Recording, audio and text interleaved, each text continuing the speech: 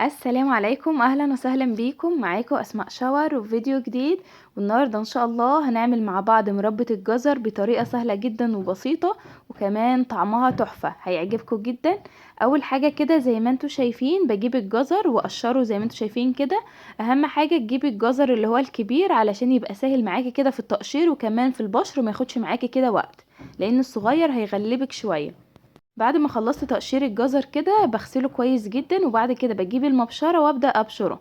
ببشره كده بالجنب الخشن من المبشره، مش من الجنب الناعم. شوفي الجنب الخشن اللي بيبقى في المبشره وابشري بيه الجزر. معايا بقى كده 4 كيلو من الجزر.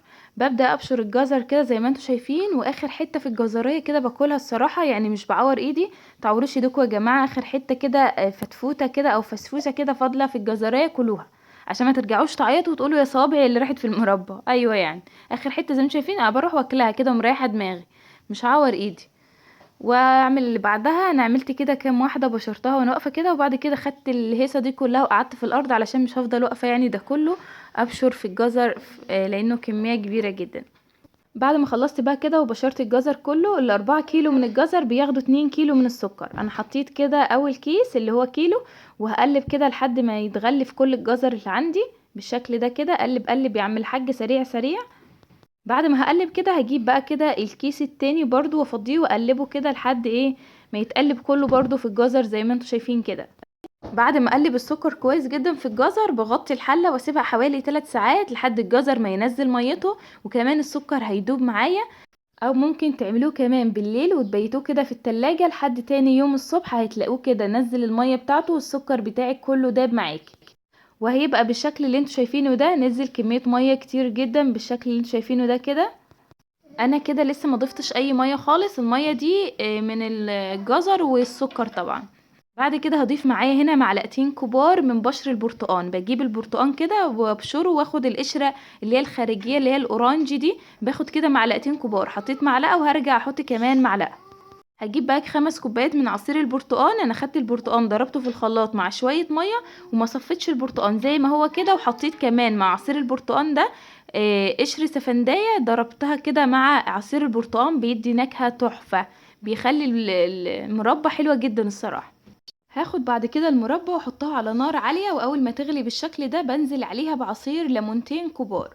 هقلبها كده كويس جدا، وبعد كده هغطي الحلة وهدي النار عليها، اسيبها على نار متوسطة. انا بغطي الحلة كده لمدة ساعة واحدة بس، وبعد كده بشيل الغطا. بغطي الحلة علشان المية ما تتبخرش معايا بسرعة، والمربى تبقى لسه ما استوتش وتعوز ان انا ازودها مية.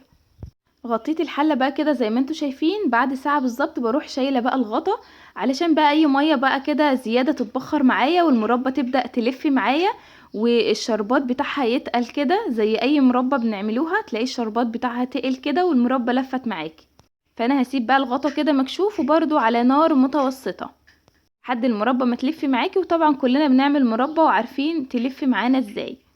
خلاص انا قفلت النار عليها وبقت جاهزه، وسبتها لحد ما بردت. سبتها كمان لتاني يوم بردت معايا خالص، وهعبيها في قلب البرطمانات دي غسلها كويس جدا ومنشفاها كويس، ما فيهاش ميه خالص، علشان البرطمان لو بقى فيه ميه المربى معاكي هتبوظ معاكي، مش هتقعد وقت طويل خالص.